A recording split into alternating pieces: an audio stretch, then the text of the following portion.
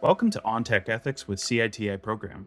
Today, you're going to hear from my colleague Andra Popa and Dr. Yohani Solad about the responsible integration of AI tools into healthcare delivery. Andra is the Assistant Director of Healthcare Compliance at CITI program. Prior to joining CITI program, Andra led a consulting firm that worked with over 40 healthcare entities to create, assess, audit, and monitor compliance programs. And with that, I'm going to turn it over to Andra.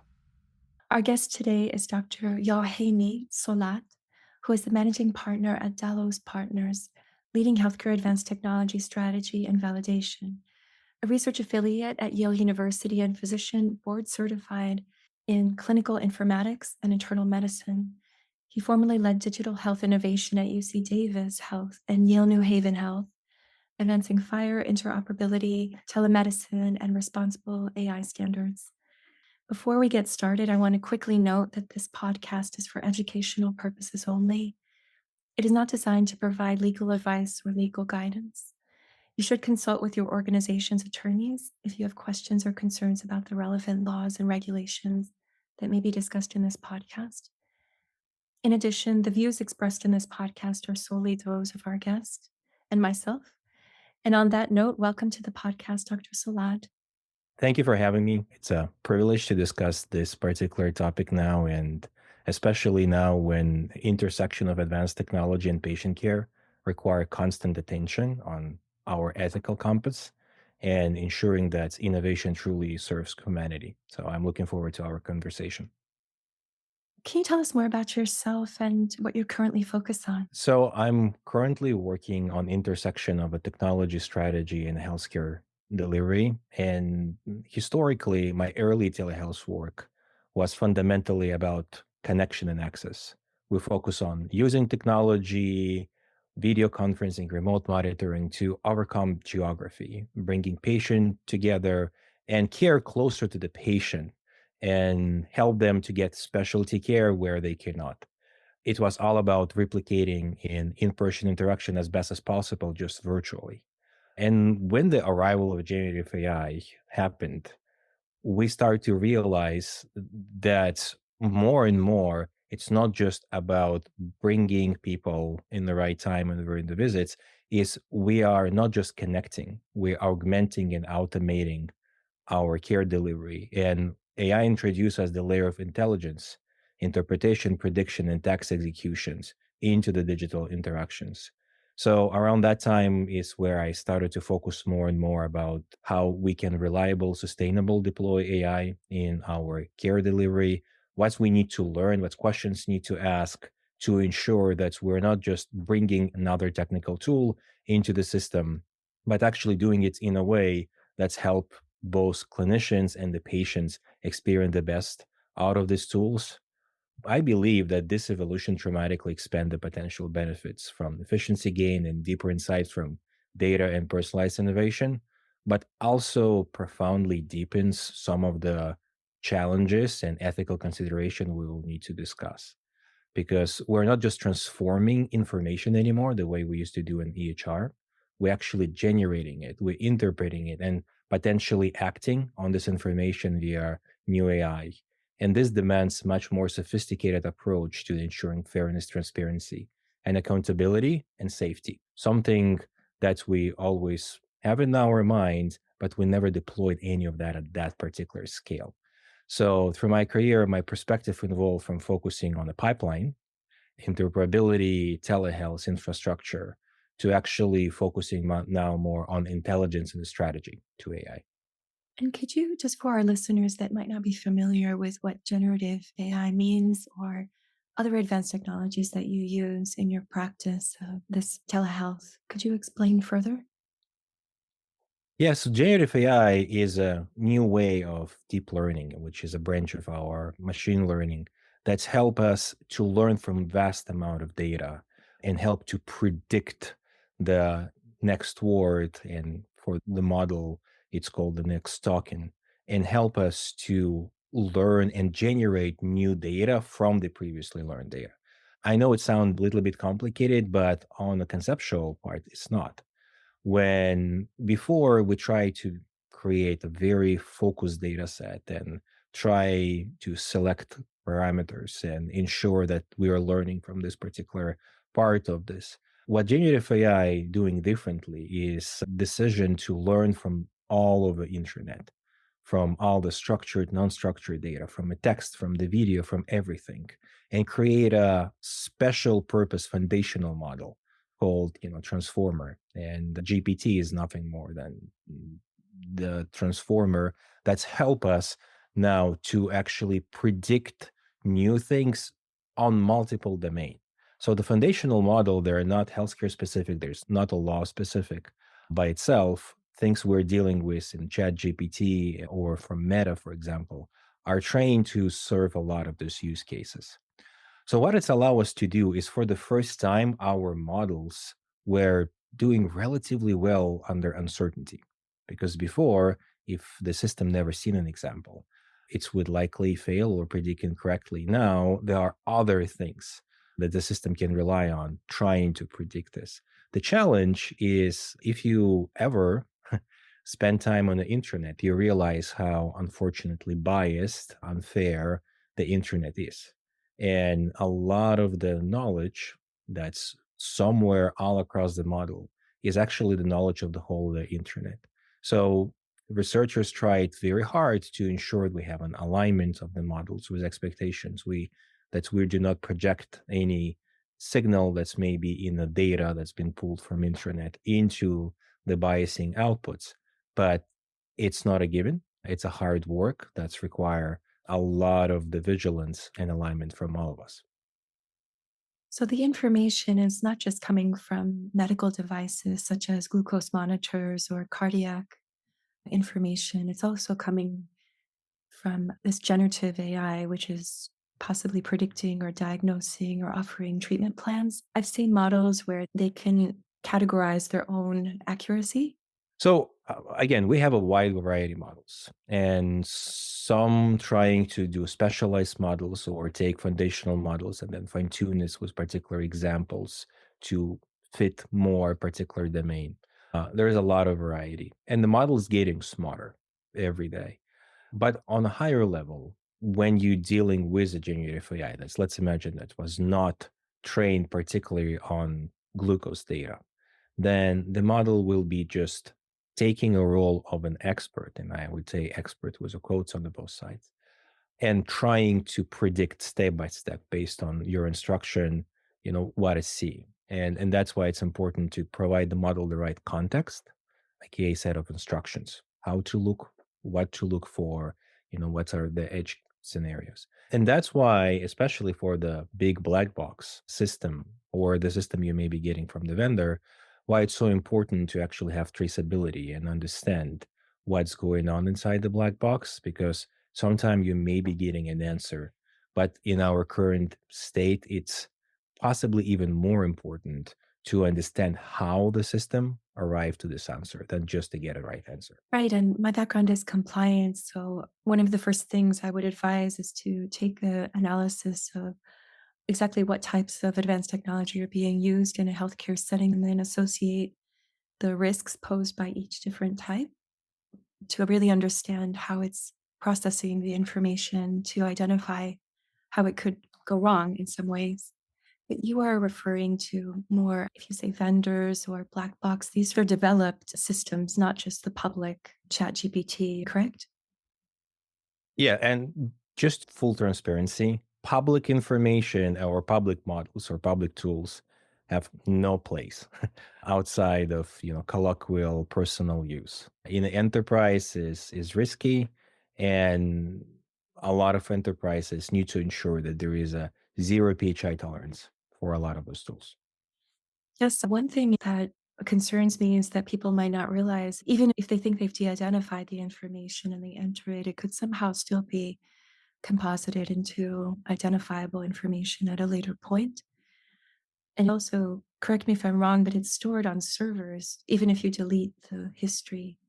So, at some point, when those tools just arrived, it was relatively challenging for enterprises to ensure they quickly give access to their power users to these tools, right? The tools were new, the people who didn't really know how to properly deploy. That's not the case anymore.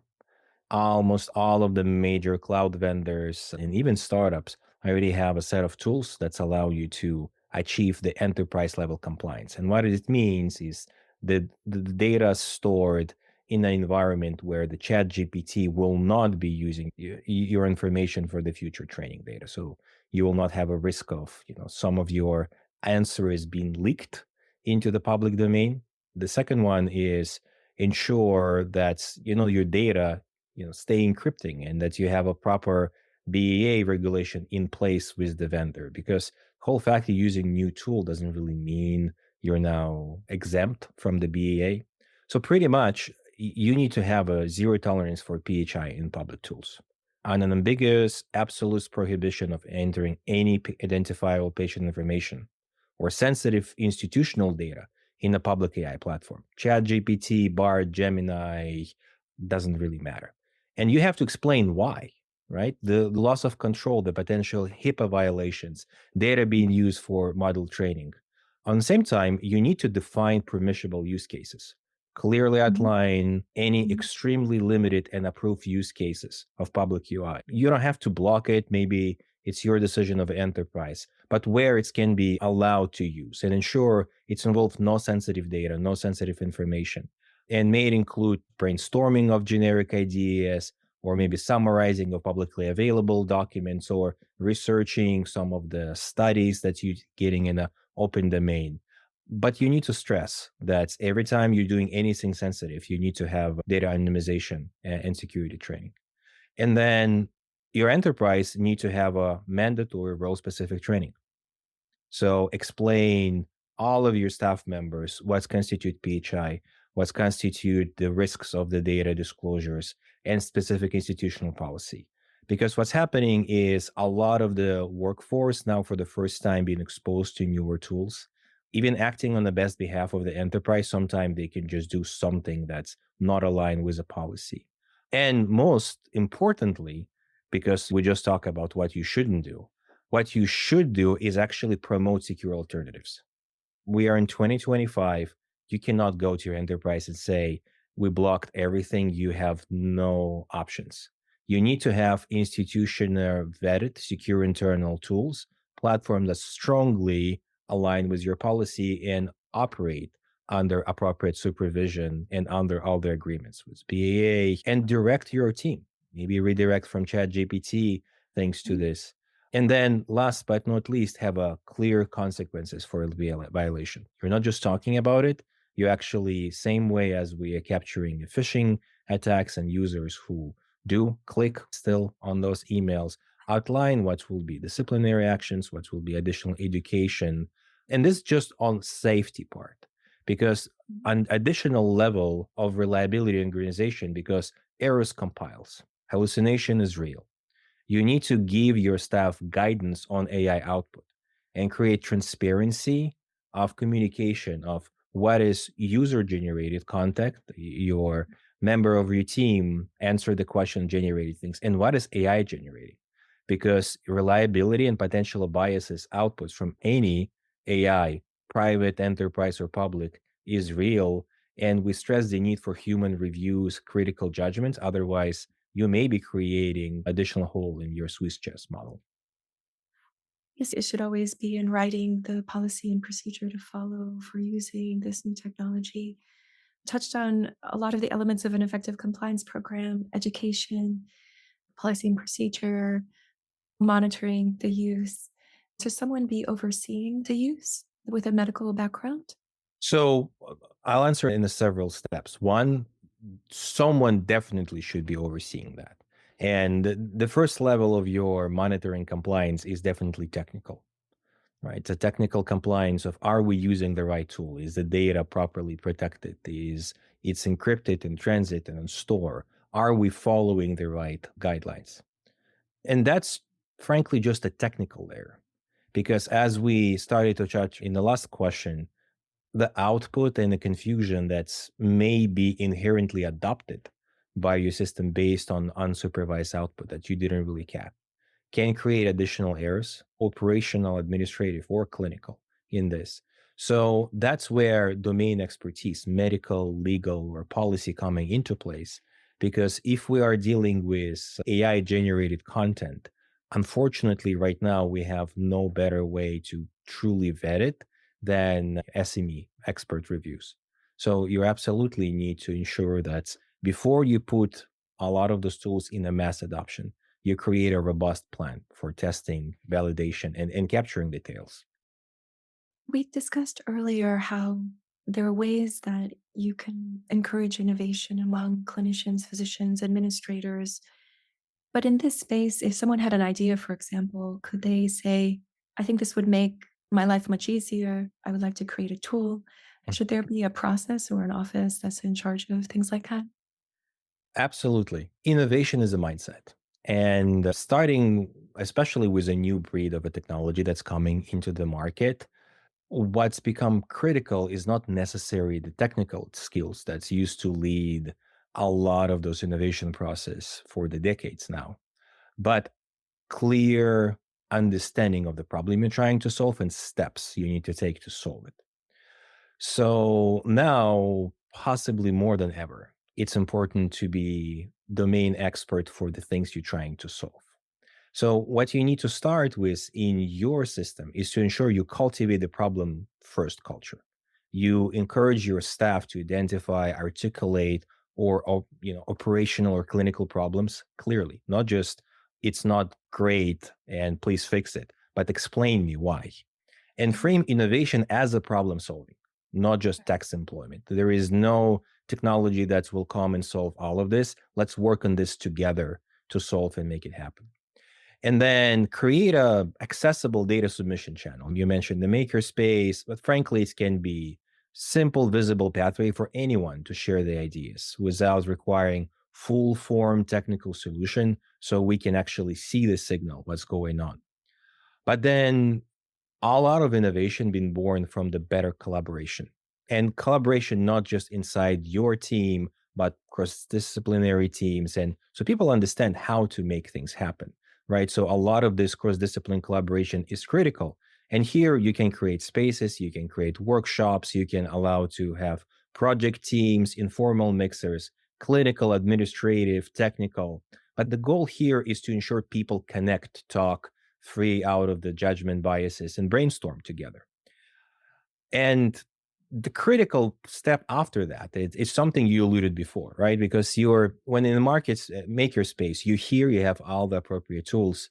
In the newer era of generative AI tools, we're talking about more of a internal or virtual maker spaces that's offering user friendly tool for experimentation. Low code, no code platforms are fantastic platform that's allow non-programmers to build simple application, automate workflows, create the data dashboards, turning their idea into the prototypes, and allowing the whole community to test and play with that. Visualize the data, visualize the outcomes.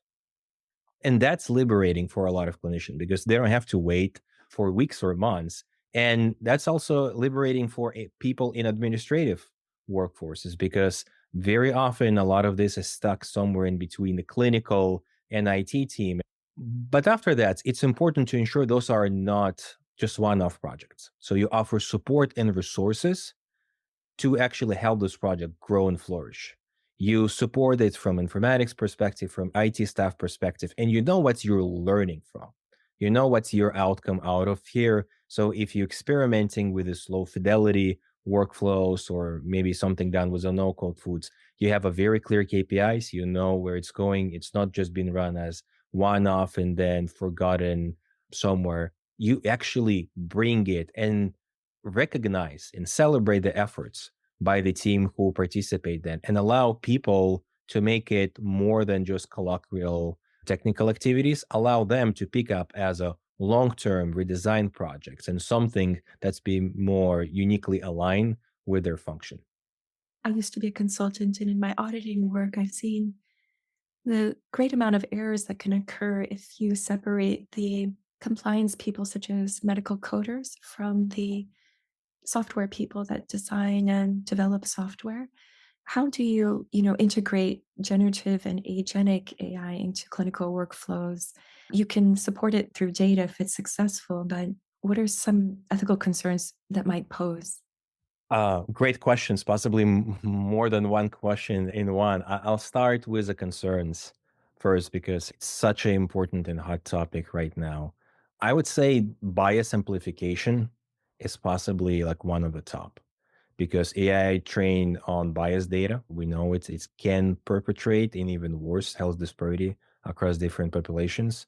So we need to ensure that we're approaching almost every output with not just a beginner mind, but with a clear understanding that even though outputs may be currently aligned, is ultimately, especially from foundation models, being trained on very biased data set. Lack of transparency because it's a black box. We still have some open models, but not all of them are totally open source. And a lot of this is pretty difficult to understand how exactly AI reaches the conclusion. And when you have an error, it erodes trust and it's make it hard to identify the source or additional errors. Accountability gaps where determining when the AI is responsible contributed to adverse effect versus when it's a developer or institution or a human. Because if, for example, AI gave you an incorrect answer that's actually technically correct, but you just uploaded the outdated policy document, who's responsible? Is the person who uploaded this incorrect policy and forgot to replace it on your servers, or it's AI fault because AI is supposed to know all the correct answers. Those are real risks and big edge cases on your tails. Of course, privacy, we talk about some of this. We are increasing the collection and processing of all of the information, sensitive information, complex interaction information, and we have extremely high risks for new privacy concerns because especially when you start deploying agentic AI system, there are two type of risk. One, for the first time, you have a full logs of your individual agent activities that's maybe actually related to individual person workflows, right? So you know exactly what the people may be doing. But then the whole idea of agentic AI is to add task autonomously. And when you start to act on information autonomously, you're creating additional layer of the risks. From the clinical perspective, we are starting to realize the positive benefits, and I'm a big proponent of the AI. But because we're talking about the risk, over reliance is a great one, and overall impact on clinical judgment. Over reliance can potentially lead to the skilling or diagnostic overshadowing. If we're getting 99% of the time correct answer from the AI, and we're starting to depend on this too much, so we do not turn on our critical thinking for every output that the model generating. And that's one off where it may not be correct or may introduce an error. Clinician may miss things because they been, seeing the correct output for all of the time.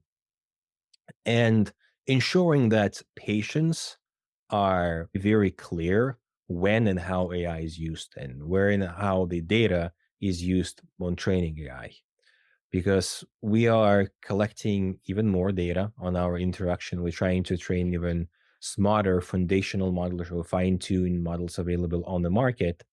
And patients have the right to know how this data used to improve their care or maybe determine their access to care or triage them for access to care.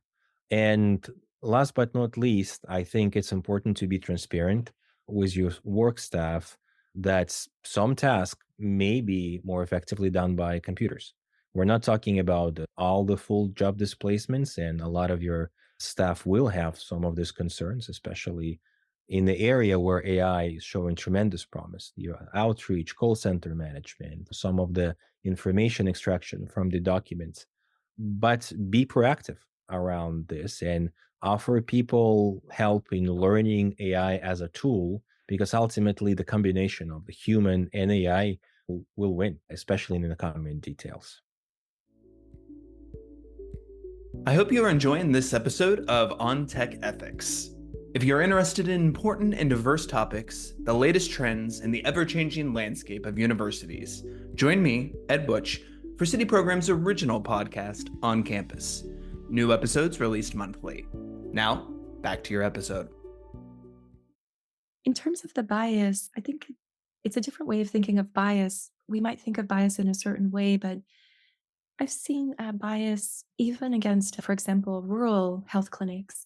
It doesn't detect the nuances of an output or informatics, as you stated. And this last point is ensuring how patients are clear about how AI is used. What potential do you see for that, and also ethical concerns, if any?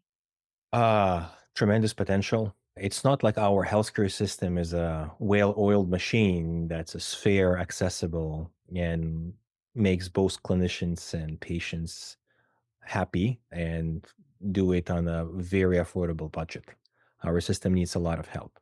So the potential for agentic AI in automation of burdensome administrative tasks like prior authorization, scheduling, routine patient follow-up is immense and highly attractive for efficiency and reducing burnout. And I think this is where we're gonna see the quickest adoption because the ambient technology already everywhere and helping doctors to frankly not just document faster. And what I like about this, it's not just helping doctors to practice better, it's literally helps to save marriages because the doctors can home and spend time with family, not just do additional 2-3 hours of documentations. But for higher stake clinical decision making, the potential exists, but require cautious and very rigorous oversights. So I see agentic AI role primary as a decision support tool or clinical copilot, not autonomous decision maker. And it could synthesize vast amount of data, identify small patterns, flag risks, or suggest some evidence-based option, but for clinician or administrator or legal reviews. So from that perspective, to get the maximum amount of value out of this, we need to ensure that for all of our high risk, we have a human in the loop. I work a lot with clinical processes, so clinician must always be the final arbiter for the significant clinical decision support. We have no other models right now. The AI can assist, humans retain the ultimate responsibilities. And it's a separate question about how scalable a lot of this, and I wrote about it on the LinkedIn, and it's a public discussion. But outside of an additional burden that we can put on clinicians reviewing it, for now, humans retain the ultimate responsibilities. And then we need to ensure that we have exceptional validation standards. So validation must prove not just accuracy, but actually safety, reliability, specifically for this use cases in a high stake context. So the whole fact that you prove something in one of the healthcare systems somewhere, it doesn't really mean that it's a great tool. It's maybe a great tool, it may not be a great tool. It certainly has a more potential than a tool that's never been validated anywhere, but it's not enough. You need to ensure it's been locally validated on your local cohorts and your local patients. And then you have enough information to explain and trace because the decision by itself may be correct, the logic may be wrong. And in this case, you may have multiple correct answer, but then see an extremely incorrect one, and you may not be willing to take the risk. So clinicians need insights into why AI is making recommendations, how AI arrived to this, and how they can evaluate this. And you mentioned it before, a lot of this require clear protocols and the guidance. Define precisely when and how this AI tools should be used, where it's allowed, where it's not allowed, what's include triggering some of the additional procedures for auditing or maybe overriding AI suggestions. And how do you continuously monitor and audit your system for this kind of utilization? Do you even know what your users are doing with your system? How closely do you track performance? What's your process to identify the errors or drift of the model? What is your mechanism for rapid escalation if something going on? And the last things that I continue on our discussion from the previous question is explicit disclosures.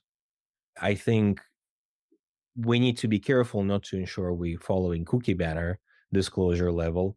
But when we are using advanced technology to make a decision, or it's mostly AI made with a human oversight, patients should genuinely be informed where AI use or play significant informant in their diagnostic, treatment, operational, and other environments. So the safety threshold for safety, reliability, ethical deployments is much, much higher for clinical decision making than for just administrative automation. And we must proceed with cautious, prioritizing patient safety above all. Where would that be stated that AI was used to make a diagnosis, for example, or a treatment plan? Would you say that at the admin level where they're taking the call to make the appointment or after in the notes? Mm. We need to ensure it's clear, transparent without additional burden.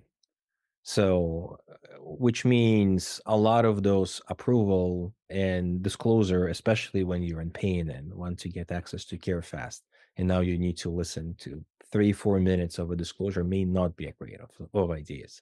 So we need to ensure there is an appropriate way to inform people something is happening here in context of your call with a clear ability to go deeper. So I'm not a big fan of very wordy, extremely legalized disclosure that's actually may confuse people, harm overall transparency and clarity because people will just not read this. But instead, using a plain language, and thankfully LLM is very good on interpreting complex concept in a simple language, ensure that people do understand in what stage, what roles AI play here, and what kind of additional oversights being provided by the humans. Could you, just for our listeners that don't know, could you explain what an LLM means in this context? Yes, that large language model. So earlier we talked about the transformer model that's allow you to learn from a vast amount of information and then generate new information and data based on a previous pattern. So large language model is one of the type of a transformer models. In this case, you parse the internet and learn on a language level. So the large language models allow you to generate the text. And ChatGPT, especially the earlier version of ChatGPT, is a great example of that. It was trained with text, it's worked in text. Now ChatGPT, especially newer versions, are multimodal, which means it can look at your picture and generate text. It can look at your text and generate pictures. And that's actually also new type of superpowers we're getting from the AI.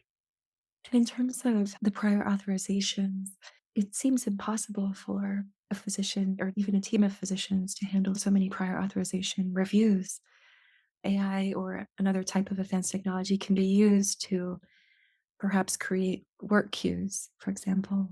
Is that a model that you are suggesting that would work rather than just AI automating every authorization? You need a very clear workflows for validation. I think everything is possible. And I think as a internal medicine clinician, I love the idea and the promise of AI helping with prioritization because frankly, prior authorization is an administrative concept. This is not the concept that's truly embedded in the way I make my decision or practice. When I prescribe a thing, when I make a decision that patient eligible for this, I follow clinical guideline and protocols, and most of the time that should be sufficient. So additional administrative construct on top of that is just a way to communicate my clinical decision making to the insurer to ensure we align, right? And that was created for reasonable reasons from the insurance perspective, but it's became significant administrative burden. But where I'm going with all of this is ultimately the answer to almost every question insurance wide to ask is already inside the medical chart. It's already inside my clinical decision making. So asking me additional things are only appropriate when it's something that's not properly documented or expanded. So we have a smaller data set, right? Or I've seen patients for a very short visit. What does also mean is that there is a tremendous amount of data search and extraction out of the current EHR that's allow the agentic systems to surface the right information in the right format. Because let's face it, a lot of the prioritization is driven by insurer desire to get the same information in their own format. Fill this form in this way. AI is great at that. You don't really need medical training, and I'm not talking about clinician training, even administrative training to do any of that. It's a copy, paste, and extraction of information. AI is perfect.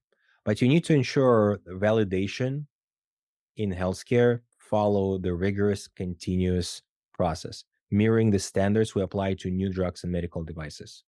So we do not introduce any errors hallucination that may end up in patient charge or make any decisions based on this. So we need to ensure that we define clear purpose and metrics, be specific about the clinical problem AI is addressed and exact outcomes we're trying to improve. So in your case of clinical documentation, how much it can truly extract, what's the number of concepts it's actually getting from free text or from something that's more of a structured data and easy reference. And what's your success metrics around accuracy? What's your overall clinical utility? How much time your physician spending troubleshooting the system when it fails? Is it faster for your clinician right now to just follow with the flow instead of spending hours on safety events, reviews, reductions, and the workflow impact? What's your overall testing environment, like on diverse representative data sets? Like what's going to happen if out of a sudden your AI that's now surfacing information for the clinical decision or pre-approval have to deal with completely new data set, with the rural data set that is never seen before? What are your standards for accuracy, reliability, and testing across this? And how do you deploy this in real world settings? So how do you not just say, it's bad, we cannot validate it, we're not sure how to do it. But if you get enough evidence that it's a safe tool that's maybe meaningfully deployed on your patient cohorts, how do you deploy and validate it in real world settings with the proper oversights? Almost like a mini internal clinical trials to evaluate this on actual clinical workflow. Does it truly improve outcomes? Clinical outcomes, administrative outcomes. Does it truly enhance clinical decision making and help the providers to be more effective? Or is just generating the loading screen and something that's perceived as an automation, but in reality doesn't really provide any additional benefits? And then the last but not least, ensure that you always know what's the level of usability and how do you properly deploy it in the clinical workflows, and what can you do to proactively assess and escalate and mitigate right from the performance. So you deploy it in the right context so the physician do not need to retrain or become introduce additional new risks of not clicking right or handling this new tool directly, which is a new risk. And then if things go not in a way you expect, you not only have a way to find it, but actually proactively to mitigate and monitor. So you're always focusing on safety, reliability, and general value. As you stated that it is like a mini clinical trial, one of the elements of a clinical trial would be to present your methods. So, going back to what you earlier said, you have to understand what you're using exactly to identify the risks, correct? Correct. There is nothing like if you cannot define what you're trying to achieve, if you do not know your data, if you do not understand the tool, you shouldn't potentially do this project. It seems like one of the elements of the policy and procedures should be a reporting method. Anything that's allow you to properly catch it in time and mitigate or capture it if it's like a lower risk event and do root cause afterwards. But even before that, ensuring that you actively test it for details. You actively test it for disparity across different demographics, race, sense, gender, social economic one, and you create as many tail scenario as you can come up with. And we're getting in more and more of a reference and synthetic data set that allow us to do it for many tasks. But unfortunately, that's not just uniformed things. It's like a lot of the things we're doing, especially in the clinical part, on top of the predictable risks that you can test for. You always have task specific risks that you need to be proactively identifying and testing in for and monitoring afterwards. Things used to be take a random sample, but now it seems very targeted. Also, in my work in compliance, it's very much targeted audits, targeted monitoring, because you can identify the risk areas so much quickly with advanced technology. Everyone, Yes, and to certain degree, this is also scary because don't forget we used to review 5%, 10%, right? Maybe 15, 20% of our assets. It's not the case anymore. Actually, technology, if you set up it in the right way, allow you to monitor for specific things for all of your generated assets. But generated, I don't mean AI, I mean generated by human.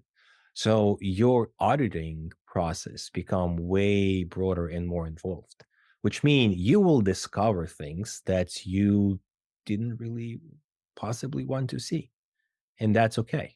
Like I think it's also a certain degree of bravery that's need to come from organization to ensure that on the first pass on using some of those discovery strategy, they may find things that are not great. and I always try to ask this of people whenever they bring up ethics. What are the sources of ethics that you look to?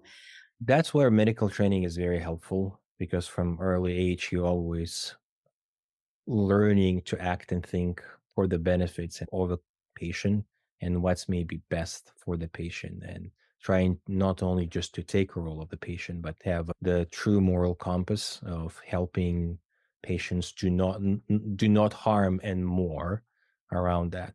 And AI is no different. It's maybe on a different scale right now, but certainly it's something that allow you from once in a while to exert your expertise across multiple geographies, multiple domain, and multiple patients.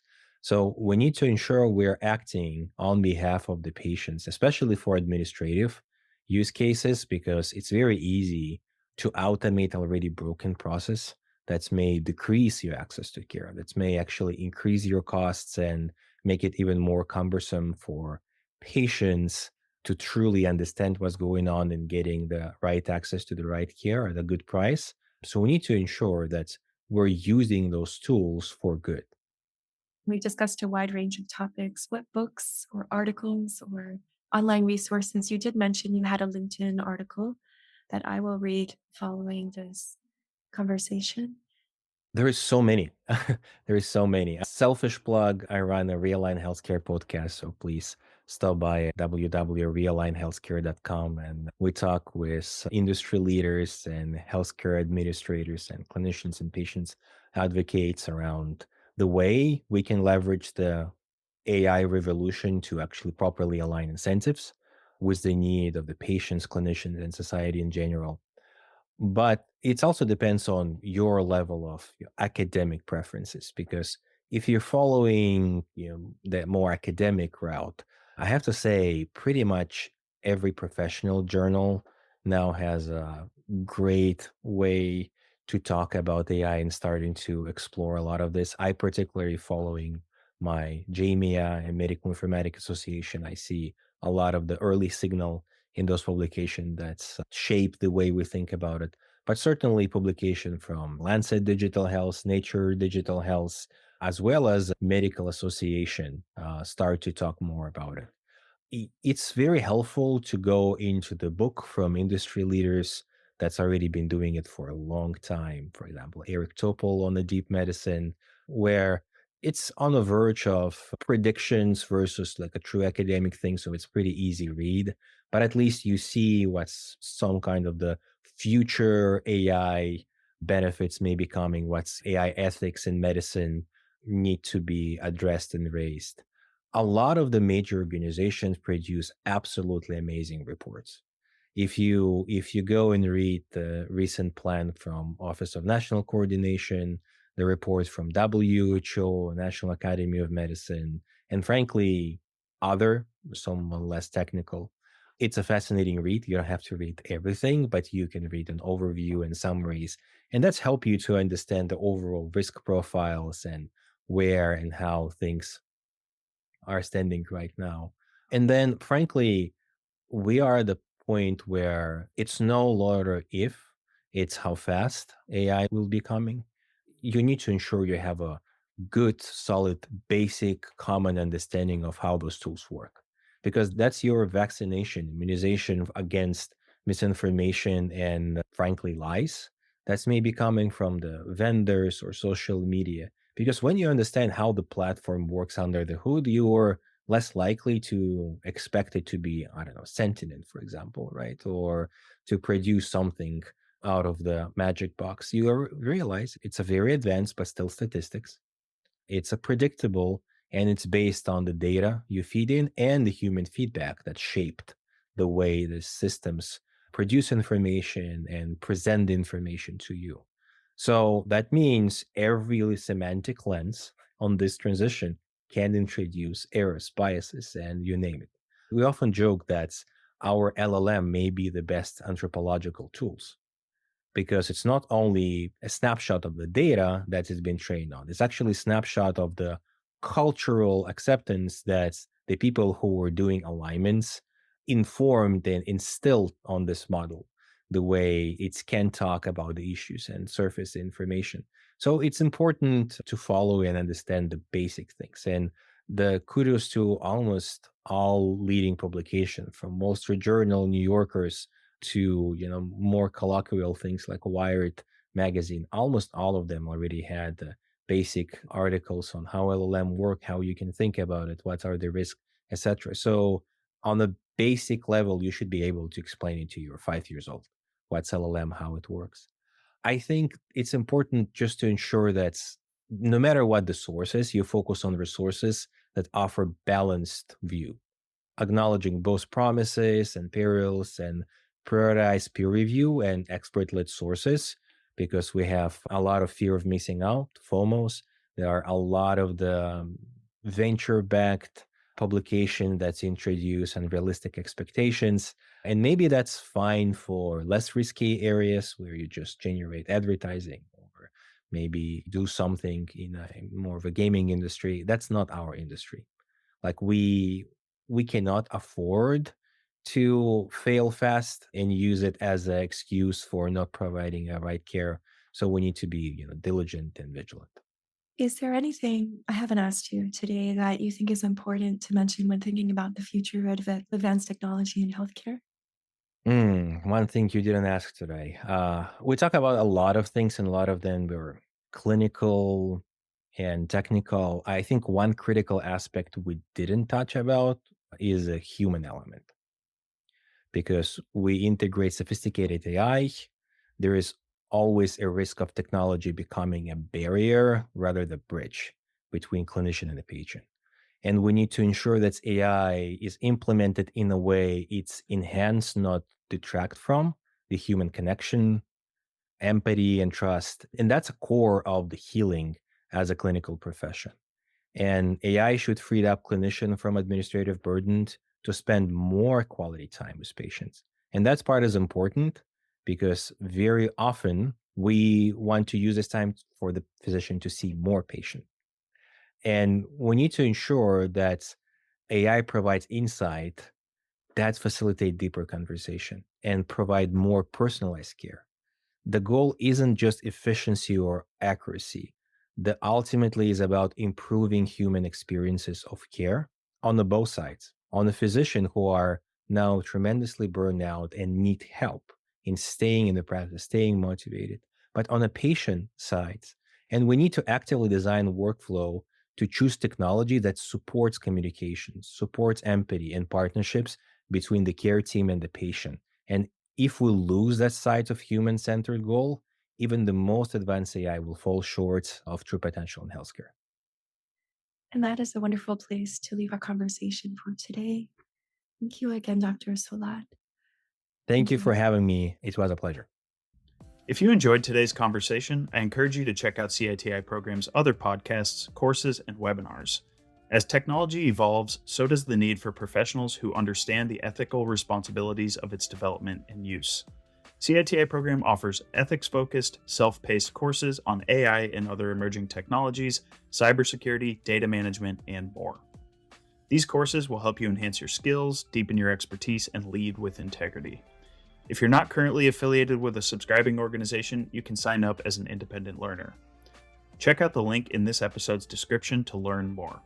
And with that, I look forward to bringing you all more conversations on all things tech ethics.